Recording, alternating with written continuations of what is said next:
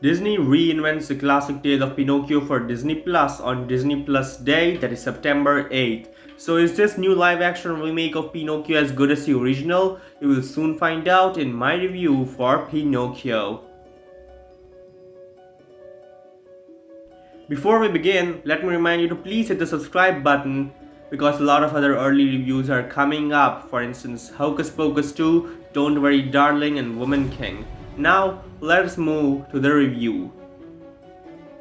Pinocchio is such an amazing tale, and the original animated movie is still one of Disney's most classic ones yet.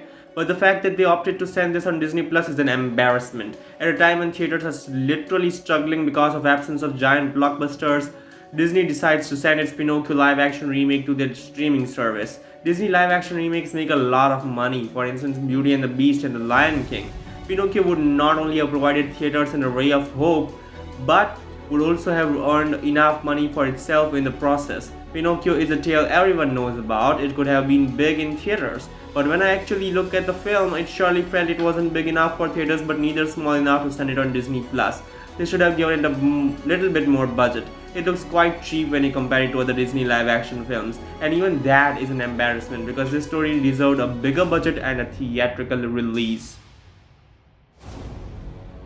Ben Ainsworth voices Pinocchio here. There is mostly no problem with the voiceover. The guy does his best. It is just that while watching it, it doesn't feel real. The VFX of Pinocchio are weird but okay, and when he talks it gets weirder. It just doesn't feel like it's coming from his mouth sometimes. As for Tom Hanks, who portrays Geppetto, he really is the best here. I mean, come on, we are talking about Tom Hanks here. The dialogue delivery from the guy is just awesome. He literally carries the weight of the emotions in this film, though it is not as emotional as you'd expect.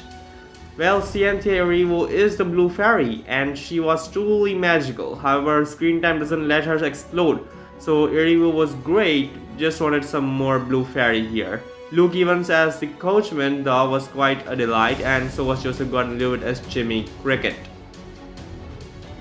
Legendary director Robert Zemeckis returns. The guy has directed great movies, but after 2020's The Witches and 2018's Welcome to Marvin, I was sure the guy is losing his touch.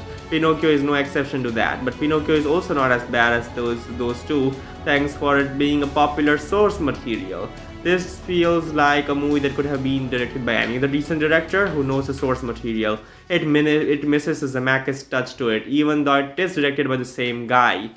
However, the writing is well done here. Sure, it was not as good as the original, but it surely has some emotional scenes that I quite enjoyed. But the score from Alan Silvestri is truly wonderful here. It provided all the magic. It was just wonderful. The guy's a genius. Production design looks cheap though, or maybe it was intentional to make it look like a storybook. Kids will enjoy it though, but adults who want to watch Pinocchio should just wait for Guillermo del Toro's version this December. This is definitely the more kid-friendly one. Families should stick with this one. The original animated Pinocchio is a classic, and when a movie gets that status of being a classic, it becomes twice as difficult for the remake to surpass it. But this remake tries its best and rises above all the difficulties on its way, clearing its path to success, but still doesn't manage to be as good as the first one. It also feels a lot smaller in scale than it should. I just didn't get the feeling of watching a timeless tale that I heard about it during my childhood, and being a streaming film doesn't help it either. It was already poorly advertised, and hence I was already not enough excited for it, but it still didn't meet those minimal expectations.